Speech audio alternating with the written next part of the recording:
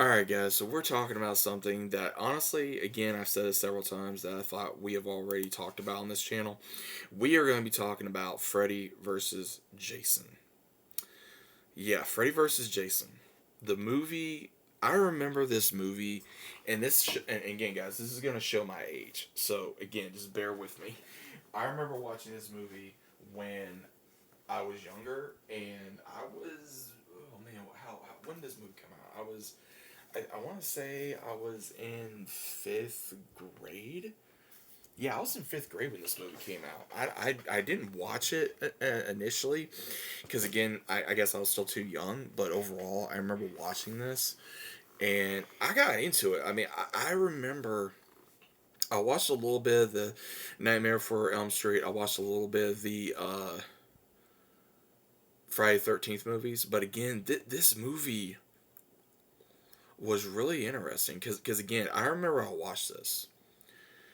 And I ain't gonna lie, I had the biggest crush on Monica Keaney and Catherine Isabel. Again, probably the most two beautiful women that I ever saw in this film.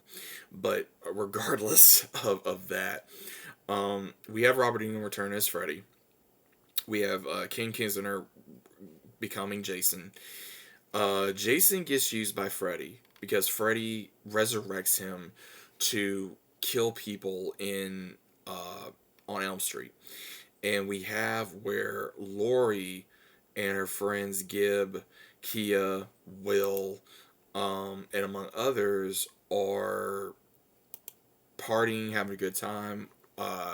Gib's boyfriend dies, and the police start thinking it's Freddy Krueger, and then the name starts whispering throughout the entirety of the town, and Lori starts trying to figure out exactly who it is, and her father knows exactly who it is because apparently we find out later on in the movie Freddy killed Lori's mother, but we don't know the reason why other than just for giggles.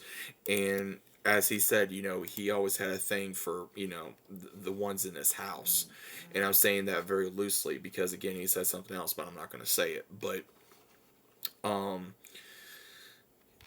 and they become pretty much terrorized by these two entities throughout the entirety of the film because Jason is still being used by Freddy, but then when Freddy gains enough power to come back because of fear, and then people start realizing that it's not just Freddy they got to worry about, it's also Jason, and Will goes to his friend and he starts realizing that again Freddy apparently I guess killed his brother, and then also there was Freddy and Jason start getting into it because Jason realizes that he was being manipulated by Freddy and being used, and they do have a fight in the dream realm, and then later on they have a fight in the real world, and they're both trying to find ways to survive against these two massive powerhouses, and the only way they think they can survive initially is by turning one on the other. And it does work to a certain degree. And people can say, oh, Jason won,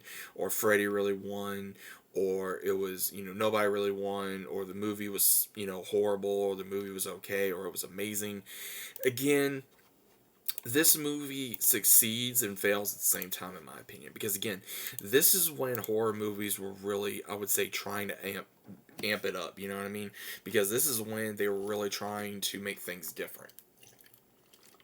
They were trying really hard to keep it going, and this was pretty much the rebirth of both characters. Because I remember it stopped at one point, and then they tried doing the remake for Freddy, and then they tried doing a remake for Jason, which again I believe I've reviewed, but I'm not entirely sure.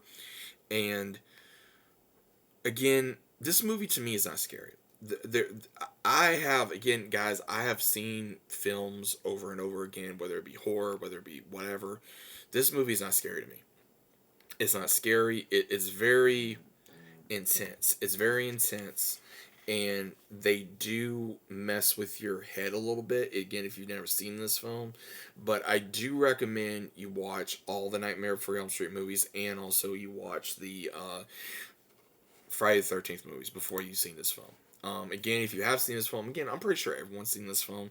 But again, if you haven't, at least watch those movies before you watch this one. That way you kind of understand both characters a little bit more on the Jason and Freddy side. And it does leave you at least about one or two, what if moments, depending on what occurs. But overall, guys, what do you think about this film? Is it a good film? Is it a bad film? Is it an okay film? What's your overall stance on this film? Let me know what you think, and I'll see you as always on the next one.